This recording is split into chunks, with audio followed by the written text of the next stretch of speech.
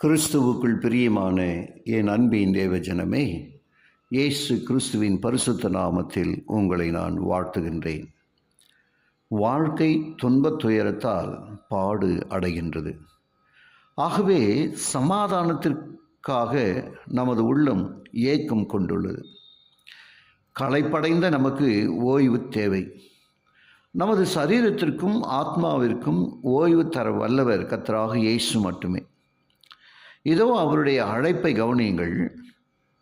அழுத்தும் சுமை சுமந்து சோர்வுற்றிருப்பவர்களே, நீங்கள் எல்லாரும் என்னிடத்தில் வாருங்கள், நான் உங்களுக்கு இளைப்பாறுதல் தருவேன். மத்தேயு 11:28.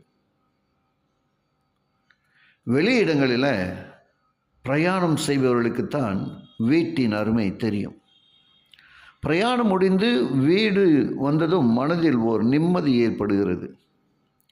வீடு என்றாலே நாம் தங்கும் இடம் என்றும் இளைப்பாறும் இடம் என்றும் பொருள்படுகிறது. உலகில் உள்ள அனைவரும் இளைப்பாறுதல் கிடைக்காமல் தவிக்கின்றனர். யோசுவா இஸ்ரவேலரை கானான் தேசத்தில் கொண்டு போய் சேர்த்தான். ஆயினும் அவர்கள் இளைப்பாறுதலை கண்டடைய முடியல என்பது வேதம் இவ்விதமாய் சொல்லுகிறது. தேவனுடைய ஜனங்களுக்கு இளைப்பாறுகிற காலம் இனி வருகிறதா இருக்கிறது. எபிரேயர் 4:9 என குறிப்பிடுகிறது. நாம் பரலோகம் சென்ற பின் பாவம் செய்யவே மாட்டோம் என்று நினைக்கிறோம்.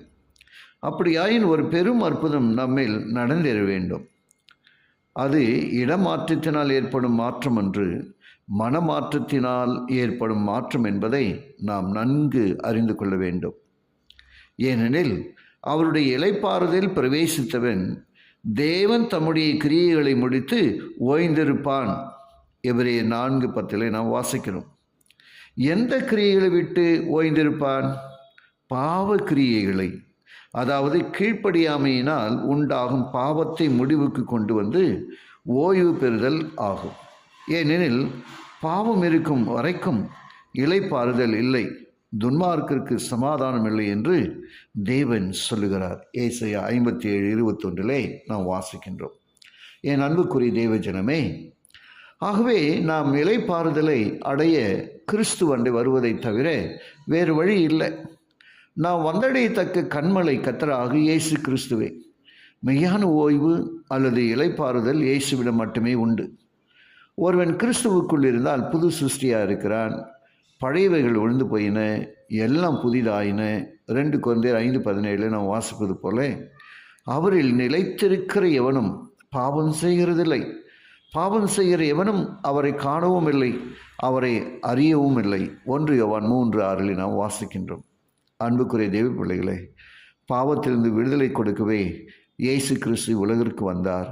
பாவத்திலிருந்து விடுதலை அடையும் போது நமது உள்ளம் சந்தோஷத்தாலும் சமாதானத்தாலும் நிறையும். ஆகவே நாம் தேவனுடைய வீட்டை அடையும் போது துன்பம் துக்கம் வியாதி ஒன்றும் நம்மை அணுகுவதில்லை. ஜெபிப்போமா. கிருபையுள்ள நல்ல பிதாவை உமக்கு நன்றி சொல்கிறோம். உடைய வார்த்தை கேட்டு ஒவ்வொருவரையும் ஆசீர்வதியும். இயேசுவின் வழியாக ஜெபிக்கிறேன் நல்ல பிதாவே. ஆமென்.